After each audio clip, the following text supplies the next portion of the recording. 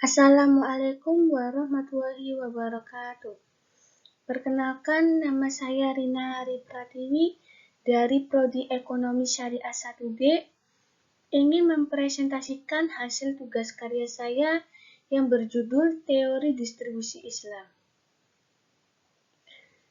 Sebelumnya, saya ucapkan terima kasih kepada Ibu Nur Haida MSI selaku dosen mata kuliah ekonomi dan teman-teman yang saya banggakan. Alangkah baiknya kita memulai presentasi ini dengan mengucapkan basmalah. Bismillahirrahmanirrahim. Selanjutnya, materi-materi ini akan dibacakan oleh saya sendiri. Berikut materi-materi yang akan saya bacakan.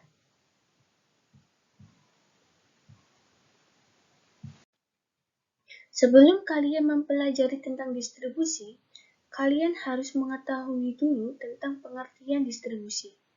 Nah, pada materi pertama ini saya akan menjelaskan tentang pengertian distribusi. Distribusi menurut Kamus Besar Bahasa Indonesia atau KBBI berarti penyaluran, pembagian, pengiriman kepada beberapa orang atau tempat, yaitu pembagian barang keperluan sehari-hari, terutama pada masa darurat, oleh pemerintah kepada pegawai negeri, penduduk, dan lain sebagainya.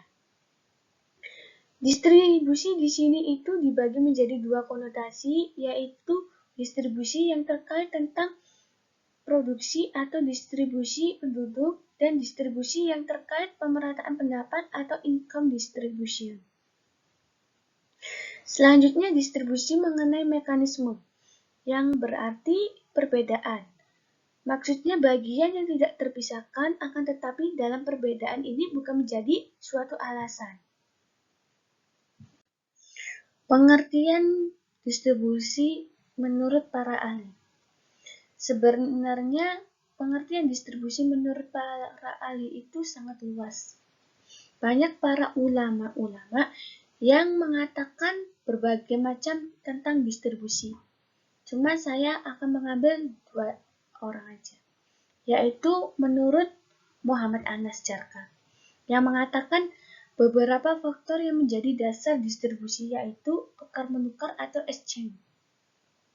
Yang kedua, menurut Abdul Aziz Islahi tahun 1992, memiliki pandangan tentang distribusi pendapatan, yaitu pengentasan kemiskinan atau elimination of poverty. Selanjutnya di sini ada istilah-istilah distribusi yang ditinjau dari segi rantai. Di antaranya distribusi langsung, yang kedua distribusi primer, yang ketiga distribusi sekunder. Distribusi langsung yaitu di mana barang dipindahkan langsung dari produsen ke toko pelanggan. Contohnya penjual bakso keliling. Nelayan menjual hasil tangkapannya langsung kepada konsumen. Ternak menjual hasil telur dan daging ternaknya langsung kepada konsumen.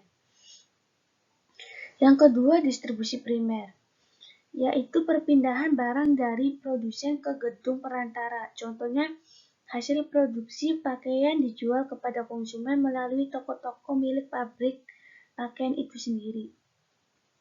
Yang ketiga, distribusi sekunder, yang berarti perpindahan barang dari gudang perantara ke toko pelanggan.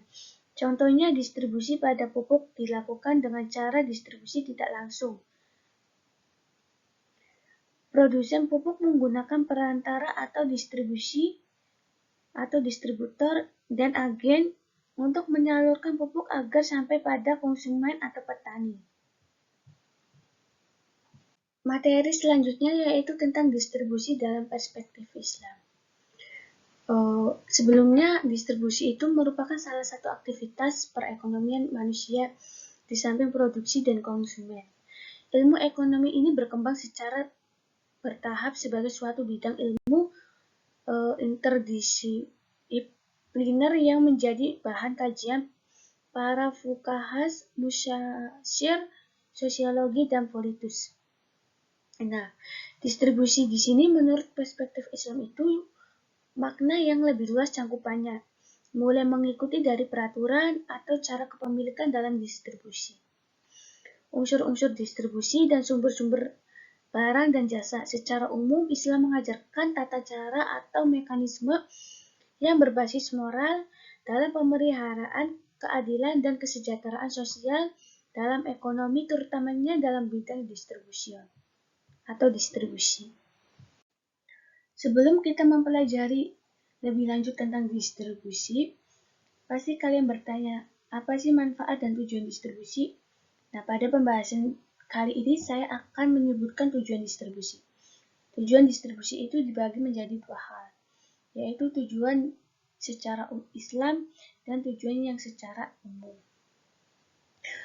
Tujuan yang secara Islam itu ada dakwah atau bersyiar, yang berarti manusia diciptakan oleh Allah Subhanahu wa Ta'ala dalam berkegiatan yang diniatkan oleh Allah untuk ibadah atau menyiarkan agama Islam.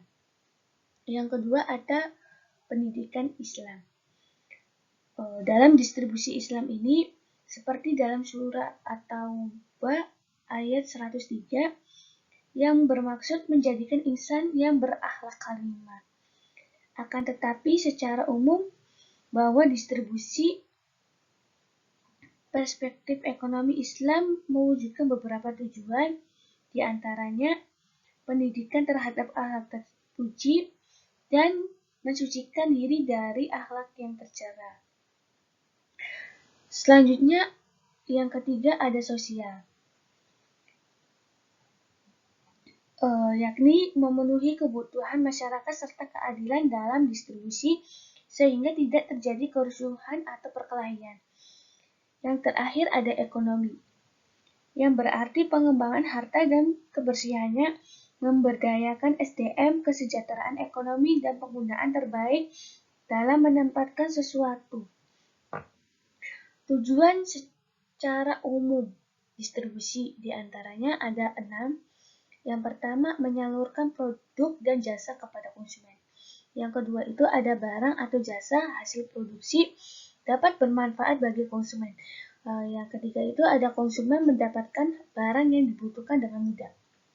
Yang keempat, menjaga kestabilan ekonomi. Yang kelima itu menjamin terpenuhnya kebutuhan masyarakat. Yang keenam, untuk mensucikan jiwa dan harta dari segala bentuk kotoran lahiriah ataupun batin.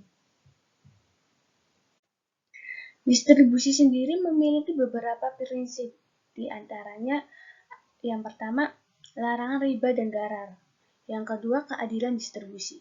Yang ketiga, konsep kepemilikan dalam Islam. Yang keempat, larangan harta menumpuk.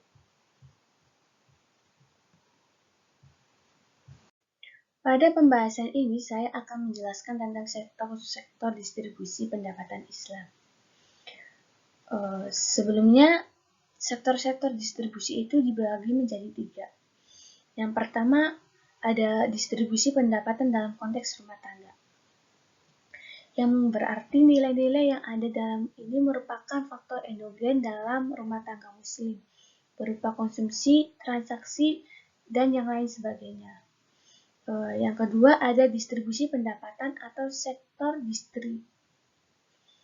maksudnya itu pendapatan distribusi ini meliputi mudharah musyawarah, upah maupun sewa.